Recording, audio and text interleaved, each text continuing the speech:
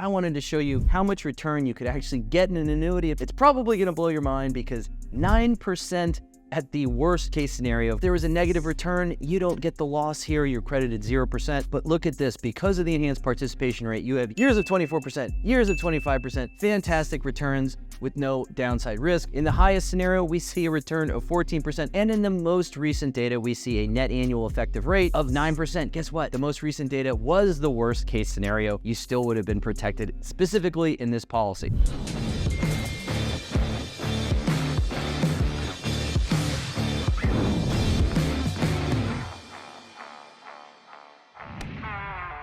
Today, I am going to do something that you'd have to call me up or call a smart financial advisor or a life insurance producer to ever have the opportunity to do. I'm going to walk you through a fixed indexed annuity contract. Now, in our world, we call these illustrations. Basically, they are informal, even though there's a lot of pages. We are actually showing you what these numbers look like or would have looked like using historical data. It is a very interesting process. In fact, I bet you haven't seen this before, unless, of course, you own an annuity and you just a real aficionado and want to brush up on your skills. It's easy to see why you're here. An annuity provides 100% capital protection with a floor of 0. If the market goes down, you're credited 0. You don't lose any money. Sometimes a really healthy cap on returns, or in this case, a participation rate, meaning a percentage participation rate in an index of your choice. Returns compound tax deferred. That means the yield that you're getting here in annuity land actually is going to outpace anything that you're going to get in a taxable account. It's a great long-term product, and we're going to dig in. Now, before we get started, the really rich legal team really wants me to say that this is for illustrative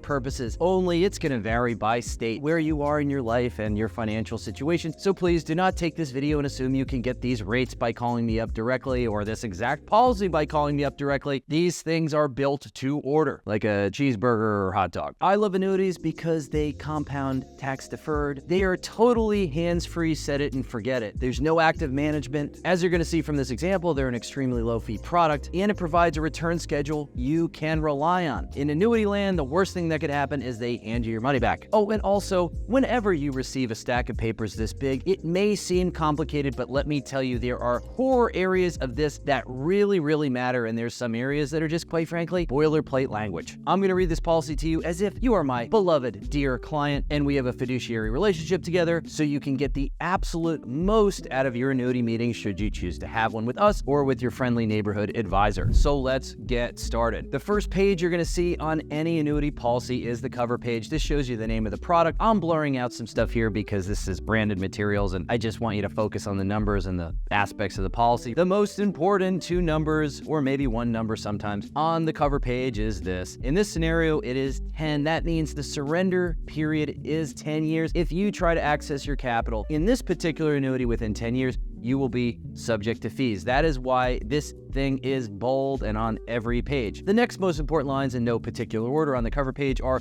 flexible premium. What that means is you can put in as much or as little as you'd like into this annuity. You don't lose the annuity if you say you're going to put in $1,000 a month and you put in 0. The next two words are critical. Deferred annuity. What this means is this is an accumulation vehicle. You're putting in money today, you're earning interest, you're deferring tax, and your ability to access that capital to a later date. In this case, it's got to be at least 10 years or you're going to pay fees. On each annuity, there's either going to be a note for non-qualified, meaning after-tax bucks, or qualified. If you're reaching into a savings account, a money market account, maybe you sold a piece of real estate, you have a brokerage account, and you've got some proceeds in there, that would be a non-qualified annuity. And if you're rolling over a 401k or another IRA into an annuity where there's pre-tax bucks, that's money you haven't already paid tax on, this would say qualified annuity. Now, in this scenario, I've mocked up a non-qualified annuity. So let's just pretend I had a brokerage account and I just wanted to gift some cash over into an annuity and de-risk that capital. Fantastic. You will see product terms. This is a definition of what is on a policy. Whether or not you've taken an insurance class or you're a professional investor, it doesn't matter. You can learn all about the policy right here. Every single policy, no matter what carrier you have, is going to have a definition of terms page. This is going to show you all the critical terms that you need to know to read the policy. Now, I'm not going to go one by one and bore you. I am, however, going to highlight the most specific terms that you need to know. Absolutely, the most important line on here, first and foremost, is the surrender charge schedule.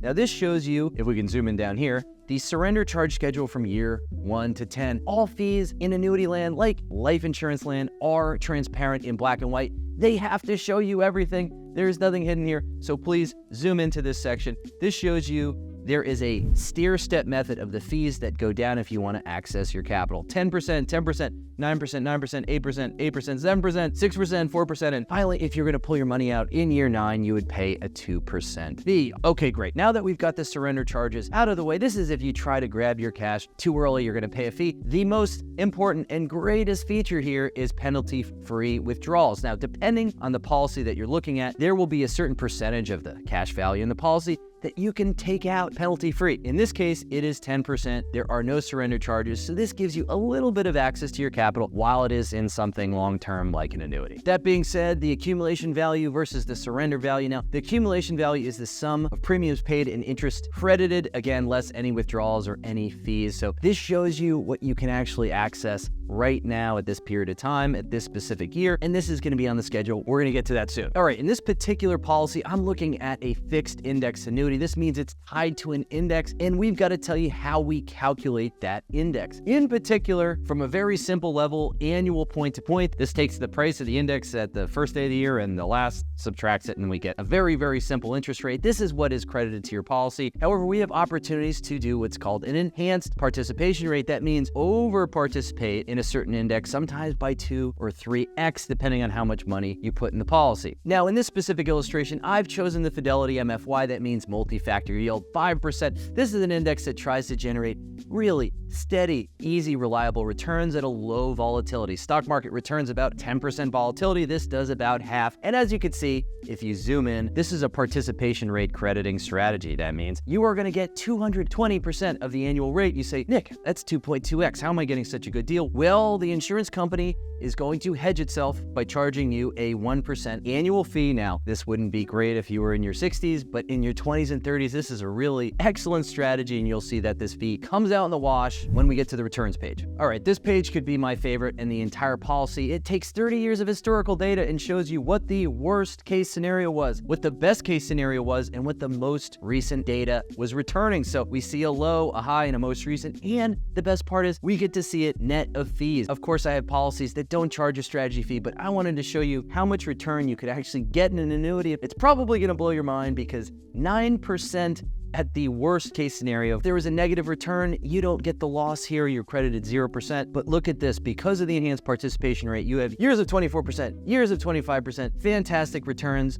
with no downside risk. In the highest scenario, we see a return of 14%. And in the most recent data, we see a net annual effective rate of 9%. Guess what? The most recent data was the worst case scenario. You still would have been protected specifically in this policy. Now, once you have an idea of your risk tolerance, meaning, hey, what is the lowest rate that I'm going to achieve using a huge chunk of data, it gives you a lot of confidence. Of course, anything can happen tomorrow in the market, but this allows you to at least draw some boundaries of what you are willing to accept and what you're not in terms of the return. Now, it's important to note, I happen to choose the Fidelity multi-factor yield, but you could put practically any index you can imagine into an annuity. Every carrier has access to their own suite of indices, and oftentimes when I'm in a client meeting, I'm determining what index and what return profile we're looking for, and then I'm matching you up with the right product. Now, pulling up the full schedule page, this is the meat and potatoes of an annuity. I'm going to show you how this whole thing works. I'm going to show you what each column means, and this is something you want to study if you're ever in the market for an annuity. The first column is pretty simple. It's the issue year, then year 1, 2, 3, 4, 5, 6, going down the line. The second column is pretty self-explanatory. This is showing, we put in your birthday into this policy, so we know how old you are, and I use myself in this example, starting at 38, and you can see year 1, 38, 39, year 2, 39, 40. This gives you a feel for how old you are so that you can set some markers at, say, 59, 59 and a half, traditional retirement age, or you could just forecast out to certain meaningful milestones in your life and see perhaps exactly how much cash would be in the policy at that point. Column number 3 is your premium. In this case, I have just allocated $100,000, set and forget it. I could opt to add additional premium contributions as I go through time. In this example, I just kept it simple. Column 4 is any plan withdrawals. Remember, we could pull out 10% penalty free, and of course, more than that after the 10-year surrender period. Sometimes customers like to see this modeled, maybe at the 10-year marker. They are planning on taking out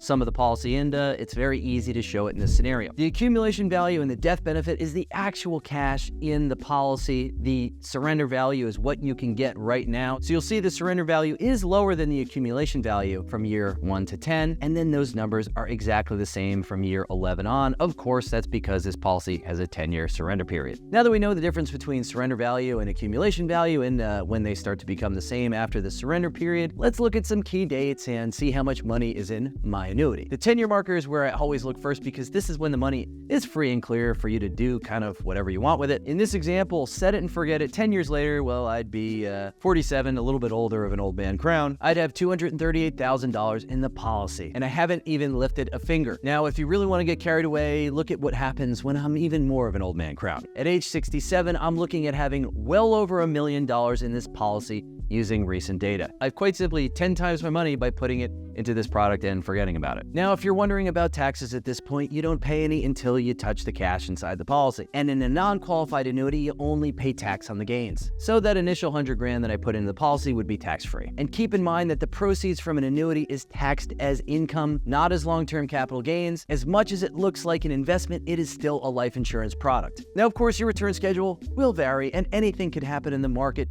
but even buying a very small policy in your 20s and 30s is a almost surefire way to being a millionaire upon retirement. And you don't have to waste your time watching the investment news on TV. And finally, the credited interest rate. This is the return on your policy. You can see this pinging between 24 and 0 and 13. You say to yourself, what's happening here, Nick? Well, this is showing the participation rate at work and, of course, the floor of 0 at work. What's important to note about this policy is while you're credited a 0% rate because the market was down, you are still subject to that strategy fee. Again, over a long enough investment horizon, a 9% risk-free tax-deferred return is pretty unbelievable. Now, if you really want to understand, hey, how is my crediting method being calculated? There is always the actual market data that's used to calculate this stuff somewhere on your policy. You just got to find it. Here we've got it on page 10, and we actually see the real return in the Fidelity multi-factor yield. Year one, it was 10%. And of course, you're participating in 2.2x, so you get to 24%. Now, year two, you would have been down if you were just directly in the index. However, of course, because you have an annuity, you get credited 0%, and so on and so forth. Now, finally, during that surrender period, there is something called a market value adjustment. This is how the insurance company hedges themselves against any adverse move in the market. They've got to take your money and earn a return. If they don't have a long enough time horizon, they could actually be losing money on your policy, and that is how the MVA comes into play. Again, if you're using this as you should, like a long-term product, the MVA doesn't matter because it expires at year 10 or whenever the end of your surrender period is for your policy. Here's some big things to consider when you're scratching your head about an annuity. Number one is, where are you in your life? If you're later on in your career, you can handle a much shorter surrender period. Basically, you might need access to the cash sooner. Number two, determine if the index that's being credited to your annuity makes sense for you. Is it hedging some other risk somewhere else? Is it uncorrelated with your brokerage account? Is it providing the right return schedule for you? This is absolutely critical. It's the basis of your annuity. The good news is most carriers will let you adjust or swap out that index every anniversary year, so you're not married to it for the life of the policy. Now, this example has been great for a younger or middle-aged investor who wants to really focus on growth and accumulation. Of course, there are other annuity products that are especially built for those later on in their life and career who have a large lump sum of capital and really care about income. I'm gonna take you through one of those policies now. Okay, this is a policy that is tailored for investors that are at the end of their investment horizon. They're at the end of their career. Perhaps they're getting ready to retire. This is a single premium deferred annuity. Also, it has some riders and benefits that provide a guaranteed income for life. Now, you know your way through these policies, so this page is gonna look very familiar to you. You say to yourself, Nick, why are the returns lower in the income product? Well, in this policy, the insurance company needs to be compensated for the fact that, well, you could just keep on living forever when they're providing you a guaranteed income for life. They pay for this by offering a lower return schedule. This is how you get your guaranteed income. Now, you might say to yourself, well, where's the guaranteed income on the policy? Generally, there are going to be a few separate columns here. In this policy, you can elect to have a guaranteed lifetime benefit. That's level, that stays the same. That doesn't change, that doesn't adjust. Remember, you're paying for it with low returns. In this scenario, you'd be able to take out an income of $23,820 annually, or if you waited a little bit longer, perhaps till you were 70, you'd be able to take $34,000. What's really nice about this policy is you could elect to take that guaranteed income, or you could just let the cash value in the policy grow. And as always, you can withdraw a portion of the policy penalty-free. As you can see with annuities, there is a little something for everyone, whether you are in your 20s or 30s and just starting out your investment journey and need principal protection. You don't want to actively manage a portfolio, and you want the money to be there when you retire. A deferred annuity is a great option. If you're later in your career and you are ready to retire, there are income solutions for you where you know that you can't outlive it. I hope you found this video helpful. I hope I made annuities a little bit fun, and I will see you soon.